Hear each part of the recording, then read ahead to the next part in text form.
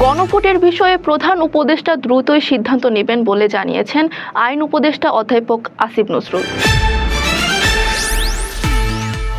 BNP একটি আধুনিক ও গণমুখী বাংলাদেশ গড়তে চায় বলে মন্তব্য করেছেন দলের ভারপ্রাপ্ত চেয়ারম্যান তারেক রহমান।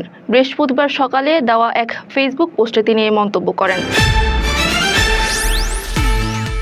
জুলাই সনদ বাস্তবায়নে জাতীয় ঐক্যমত্য কমিশনের দেওয়া সুপারিশ একপেশে এবং তা জাতির ওপর চাপিয়ে দেওয়া হয়েছে বলে অভিযোগ করেছেন বিএনপির মহাসচিব মির্জা ফখরুল ইসলাম আলমগীর।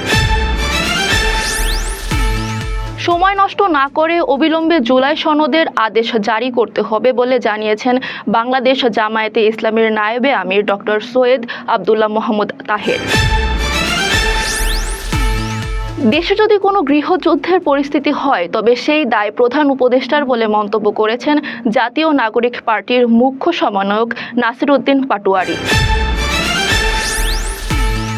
আসন্ন জাতীয় সংসদ নির্বাচনে পুলিশকে শতভাগ নিরপেক্ষভাবে দায়িত্ব পালন করতে হবে বলে জানিয়েছেন ঢাকা মহানগর পুলিশের কমিশনার মোহাম্মদ শেখ সাজ্জাদ আলী।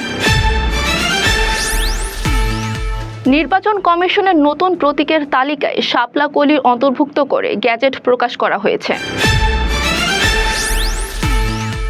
দেশের একমাত্র প্রবাল দ্বীপ পর্যটক কেন্দ্র সেন্ট মার্টিন শনিবার 1 নভেম্বর থেকে পর্যটকদের জন্য খুলে দেওয়া হবে।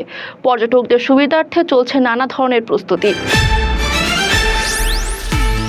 জুলাই সনদের বাস্তবায়ন ও নভেম্বরে গণভোট আয়োজনের দাবিতে বাংলাদেশ জামায়াতে ইসলামী সহ 8টি রাজনৈতিক দল আজ সমাবেশ করেছে।